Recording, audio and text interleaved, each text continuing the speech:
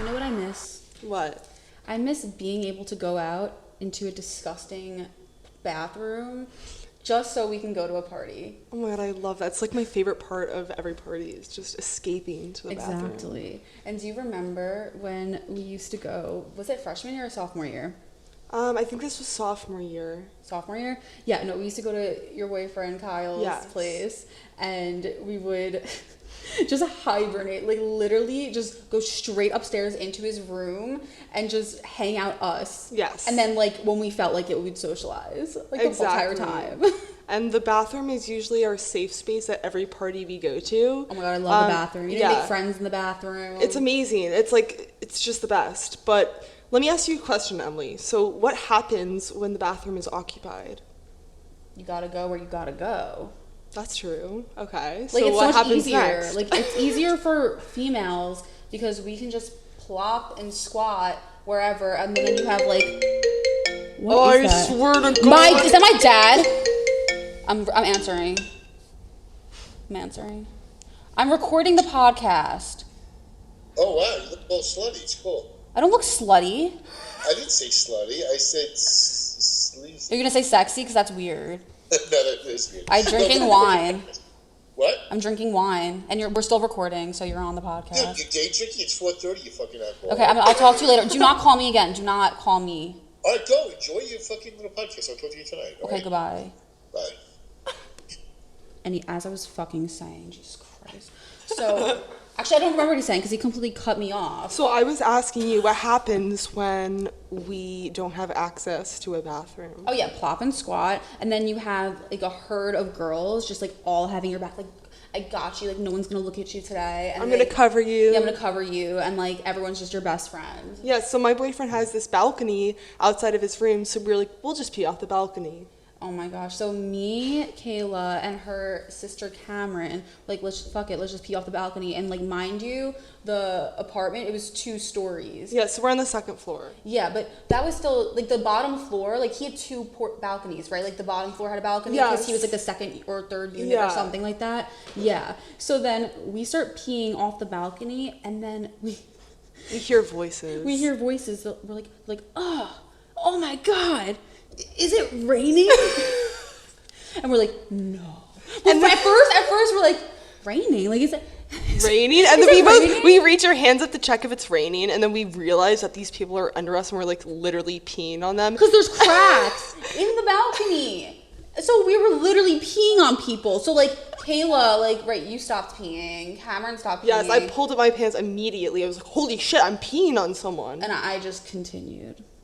Just let it happen. You know, like, might as well. Like, the damage is already done. The damage is done. Yeah.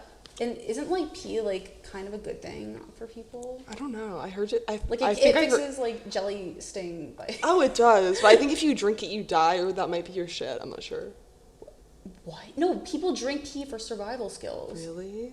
Yeah, it's like if you are in the wilderness and, like, you have nowhere else to go, like, you drink your own pee.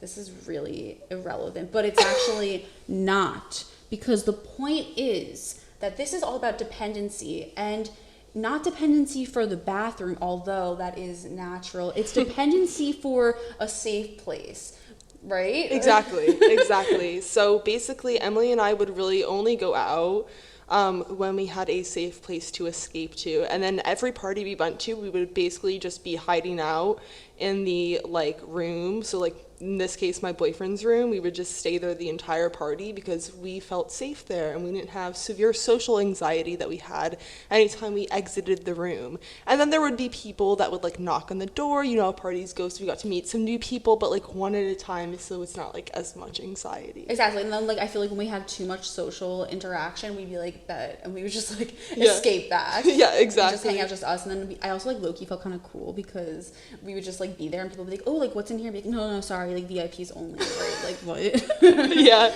But no, we were very dependent on each other, first of all. Oh, like, yeah. having that group of friends and not really being able to go outside of our comfort zones to socialize. And then just dependent on having a place to escape to, God forbid, like, something were to go wrong mentally, emotionally, like, whatever. Yeah. And I guess now this is a good segue into if something goes wrong and you're having a panic attack, then your bathroom or your safe space is the place to go. So that leads me into my first story.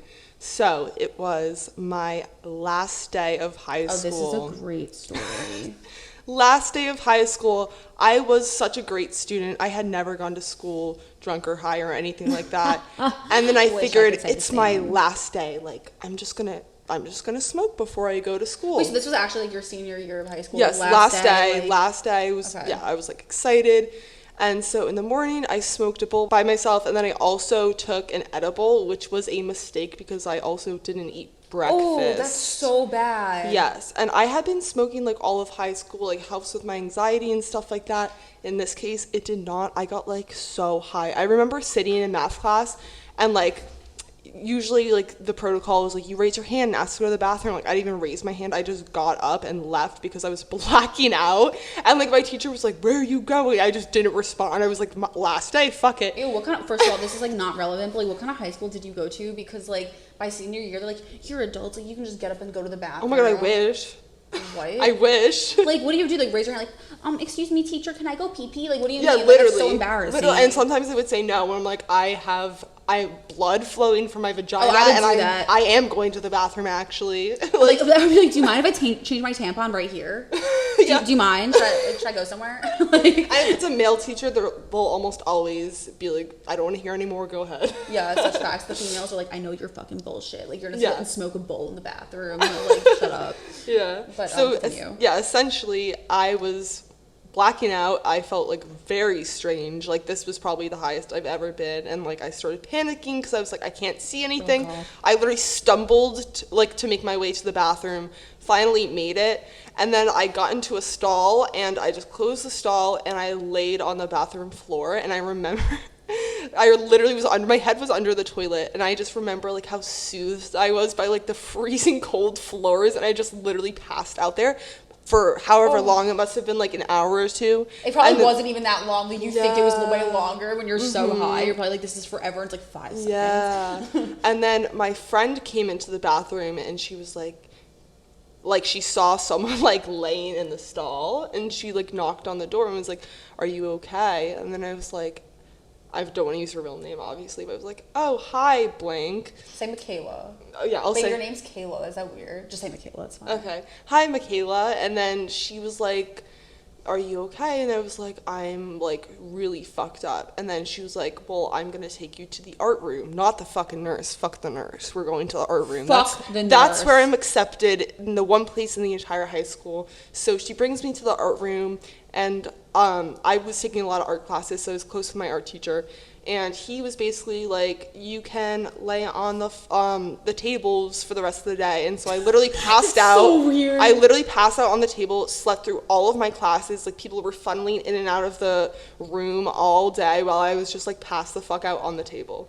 And so yeah, that was basically my panic attack of the day. So what like got you through it? Would you say that your teacher specifically got you through that episode? Oh yeah, like I would have had to call my mom and went home. Like so it was nice because when I finally woke up from my nice nap, I was I was finally like sober enough to like chill and like enjoy the last days. Like granted, I missed all my fucking classes, but I got to like hang out with my Who the friends fuck after. cares? Yeah, who the fuck cares about that? Like it's about seeing your friends for the last time. Yeah, so. seriously. But do you feel that you would have been able to get through that alone, or do you think No. that no? Like No. What, like what do you think would have happened? Seriously, like would you just like expose yourself like to everyone? So I probably would have just stayed on the bathroom floor and fallen asleep. And then I probably, if my friend hadn't found me, a teacher probably would have found me, and I would probably have gotten into a lot of trouble and maybe not have even graduated. So yeah, I would never have met you. So Yeah.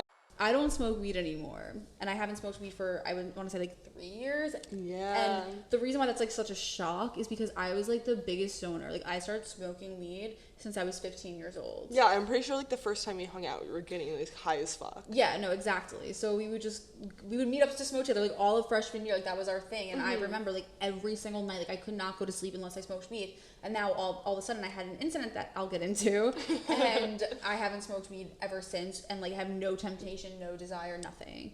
So yeah, this is like a whole fucking story. Triggered.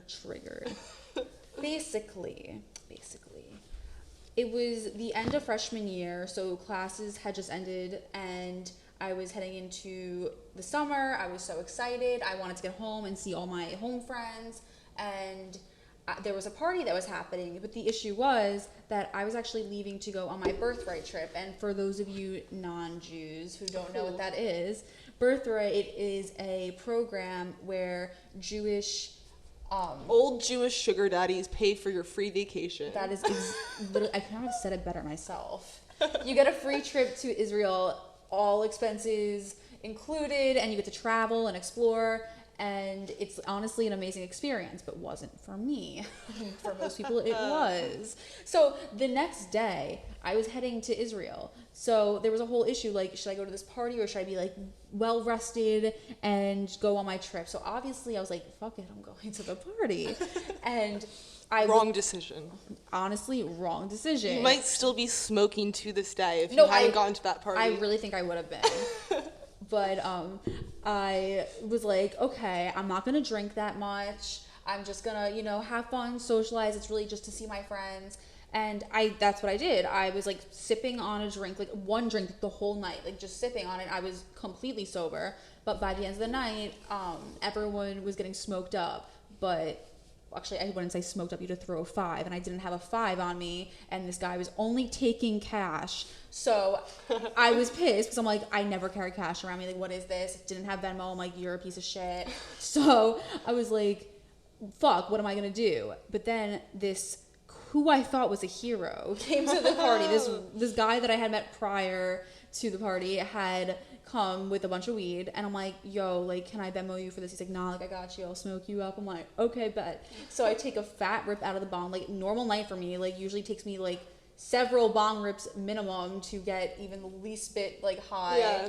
And I immediately just like collapsed to the floor. Like, I was so shook. I was like, what is happening to me? I crawled like on all fours to the side of the house. So it was a little bit in people's view, but not really. I was a little bit sheltered.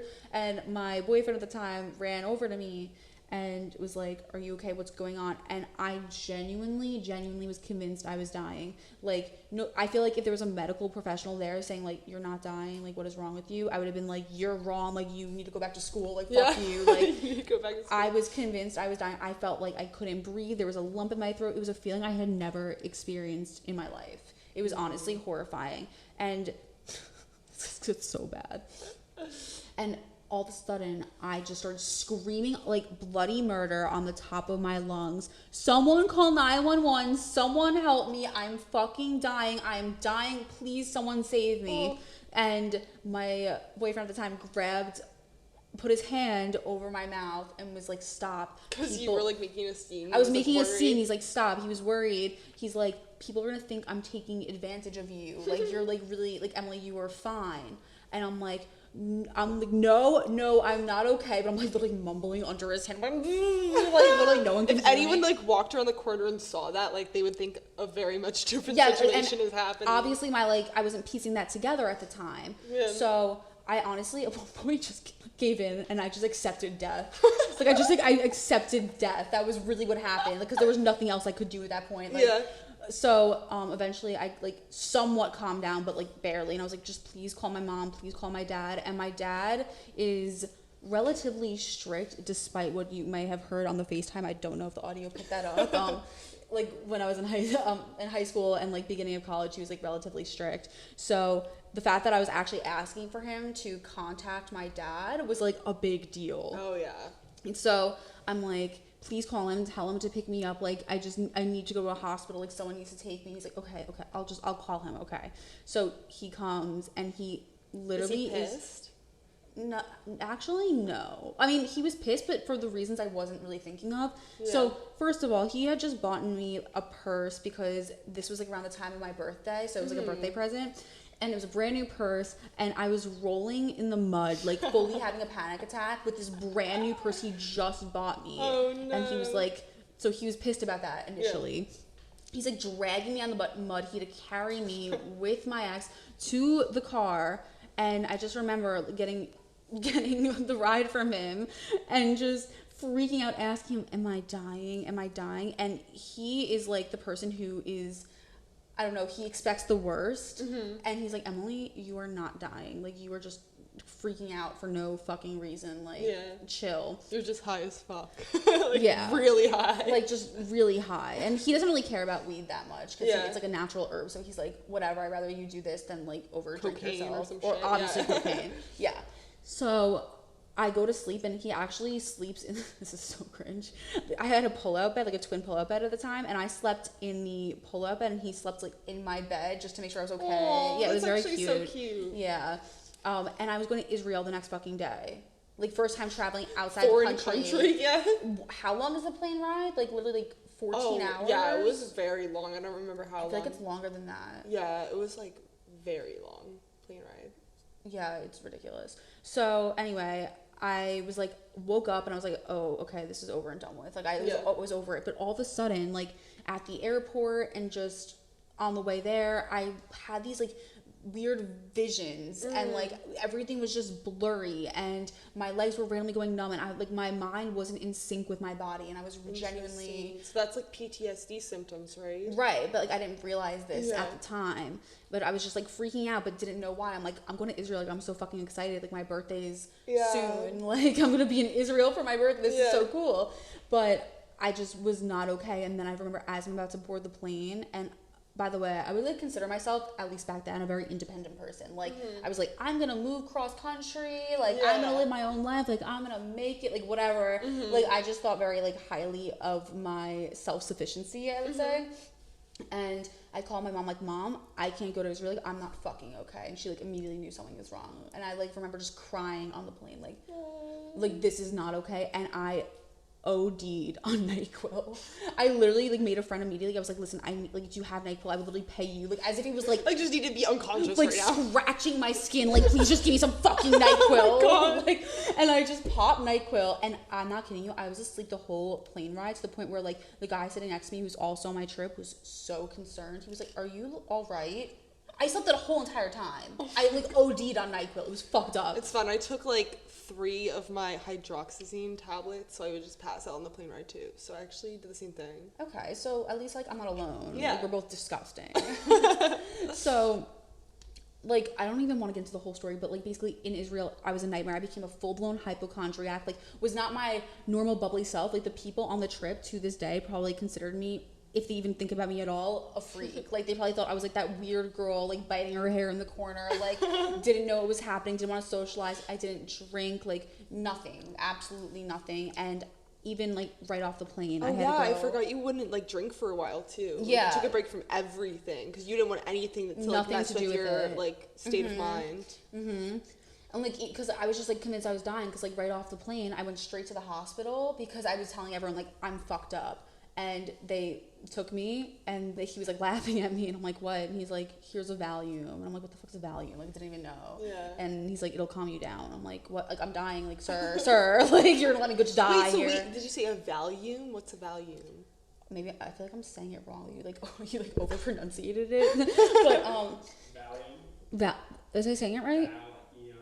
Valium, like helium, Oh, Valium. Valium. It says Valium. Is that what I'm doing? Helium. Okay. Helium. It's just like my fucking basic bitch accent. I don't know. So it's a type of medication that slows down your heart rate and helps you calm down. Okay. Yeah, so like Xanax, like, Yeah. in that family, you know? Yeah. So I took that and it just genuinely didn't help me. But like, long story short, my voice, like, I can't. Long story short. Long story short, I got off that trip, was miserable like the whole time, and I was diagnosed with panic disorder and had borderline PTSD symptoms. I don't know if I was like, I don't think I was like officially diagnosed, but there was some indicators, like things like that. Yeah. So that all stemmed from one bad experience with weed. And ever since then, I've been prone to panic attacks. It really just goes in phases, and it's terrible, but you have to learn to cope. And I've become very dependent on people, and it's hard to really just find that independent person that lives in yourself, you know? Yeah, for like, sure. What happened to me? Yeah, for sure. And we actually both have like long-term boyfriends, but neither of them live with us. So now Emily and I are just like fully dependent on each other, which is kind of like a good dependency. I feel like it's probably better to be dependent on a friend than it is like significant other. Yeah, significant other. Because like if Kayla doesn't text me back, like I'm not thinking that she's like cheating on me. Yeah. Or like cheating with another friend. Or maybe. she's dead. I'd rather you be myself. dead than be cheating on me with another friend. What? I take that back. I take that back. You can't have any other friend. Exactly. You can have. Oh my God, I just like smashed my head. But yeah, no, like. It's normal to be dependent. Like we're all dependent on things, but Definitely. you need to find that balance between is it toxic or is this like a healthy type of dependency? There's definitely a fine line between like a normal amount of dependency and then the line is very short for when it becomes like, oh, I'm placing all my eggs in this basket and nothing else outside of this is going to bring me happiness or joy or whatever you depend on that person for. So yeah, exactly. Do you think that you have any dependencies? Like, expose yourself a little bit, like off the top of your yeah, head? I have like a severe dependency on my boyfriend. Shout out Kyle.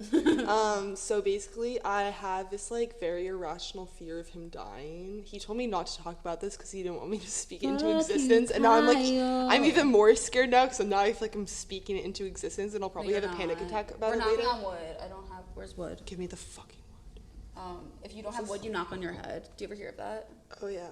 Yeah. Okay. So yeah, I like whenever he's like, "Oh, I'm going somewhere," I'm like, he's gonna get in a car crash, or like well, not like every time. Not like every time, but like, do you have like an actual situation? Like maybe you could share. And I'm like putting you on the spot right now. Yeah. So let me think. Take your time. Take your time. Okay, so basically, like if he's out and I want to go to sleep, like I worry severely about if he's going to get home okay, and then like I have to force myself to go to sleep and wait until the morning to find out if he's okay. Is this like more so in situations where he might be like drinking or like doing something like and I'm like, reckless, do you have a safe ride home or whatever? And it's always worrisome, like even if it's reassuring, like you never know what could happen, obviously. And like, what's your like biggest fear with that? Like, say something like horrible happens, obviously that's like fucked up. But like, what's like the main issue? Would you say? I just like don't think I'd ever find love again. I know that sounds like really depressing, but like, I don't know. I don't know. I just wouldn't. You don't know life without him. Yeah, so I don't know. Yeah, I don't know. That. Yeah, like, exactly.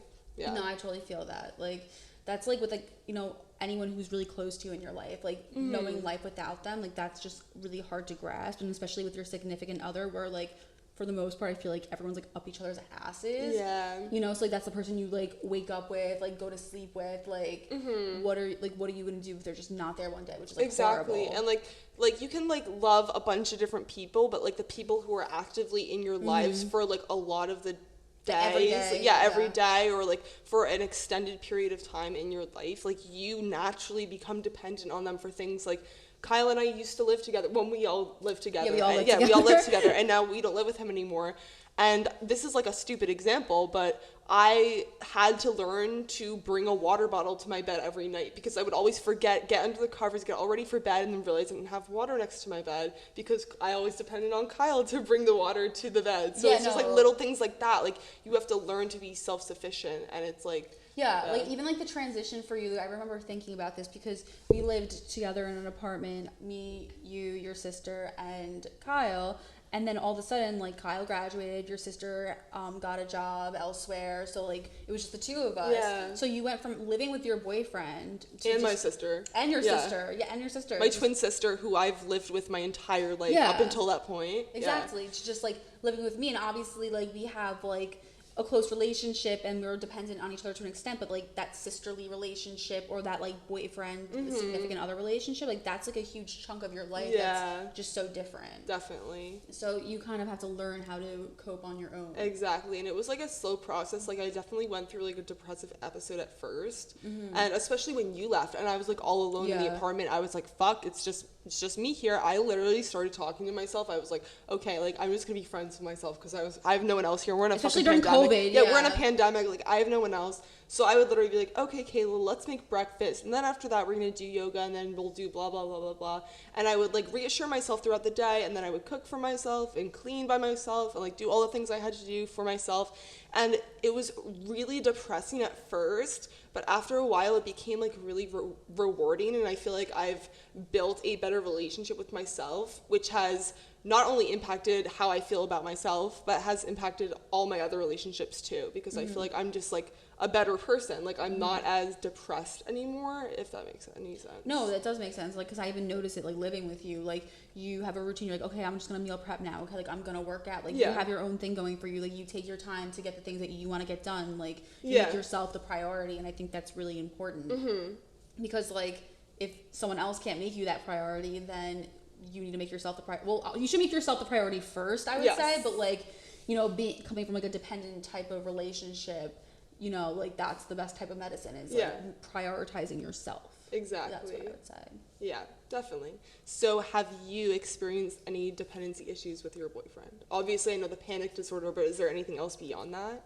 I mean, like, for sure. I mean, like, I'm dependent on him for the same type of things, like, everyday things, like getting me water, you know, I just, like, expect that. Everything for me. I know, we're, like, equality, I'm like, get me some fucking water. Give me nachos and don't forget the guac. If he forgot, I am so dependent on guac. Like, if he got me nachos without guacamole, I would flip that fucking tray over and be like, you think I would dare touch those? I'm starving myself. This is on you. I'm dying. But anyway, no, I am very dependent on him just for having, you know, intimacy, emotionally, physically, everything like that. But, you know, in terms of like my panic disorder, because that's still very prominent in my life, if he's not there to at least like talk me through it, like I start freaking out. Like, it's not even just him, but like you too. Yeah. You too. My mom, there's like certain people in my life I depend on to get me through it.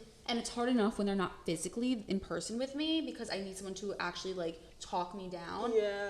But like if they're not answering their phone, I freak out, and I'm still working through that because ultimately it's like, you know, what would you do if they weren't there? Like no one's answering their phone, or your phone's dead, it's broken, you're by yourself. Like how are you going to get through that? Accept death. Accept that's what I did. No, not accept death, but accept that you are by yourself and you have to get through this alone. So yeah, I guess this moves us into the advice portion of the podcast.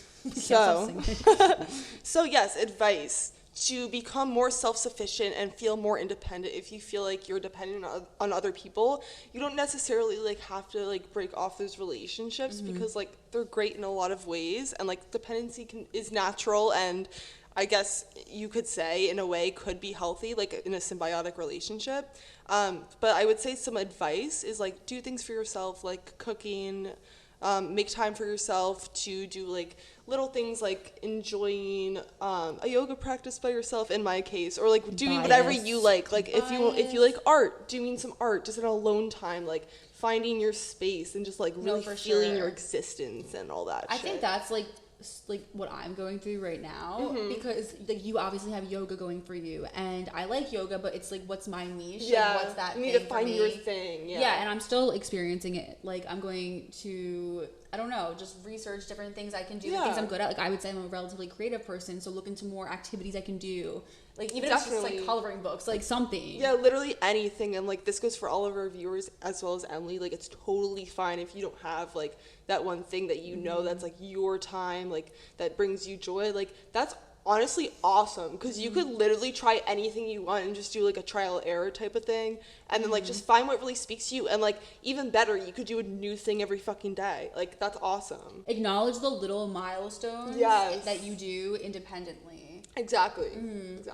And then just an example, like that's an example of like stepping outside your comfort zone like a little bit, but like you know, you don't need to like go and take a trip by yourself. Like you don't need to like travel cross country by yourself. Like do like the little things first, and then you can work your way up to doing these insane adventures. And like even though I'm still at like point A, like I think it just takes like a little bit of time. Like everything else, it just takes practice to step outside of your comfort zone. Like start with the really small things that give you like a little bit of anxiety, but like you know you can handle it. Like just go out and do it, and like each time you go out and do and step out of your comfort zone a little bit more, you're just gonna start feeling more confident and more self-sufficient.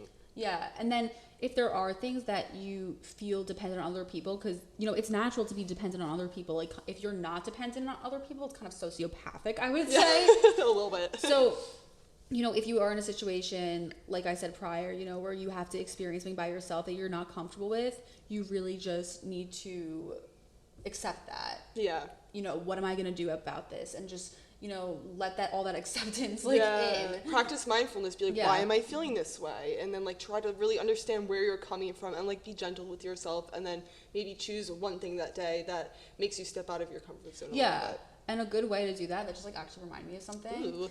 In class, I actually retained something from the first day of my last semester. From Zoom University, really? Exactly, Zoom University. So there's this thing we are learning in business actually called the root cause method. It's probably used in a bunch of other places, but you just keep asking why. You're like, I'm sad.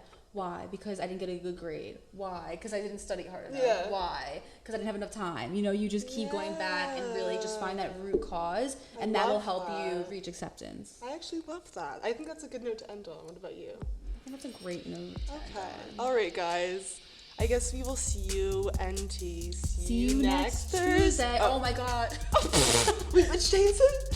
Thursday. We'll see you Thursday. Okay, Woo! bye. Okay, bye.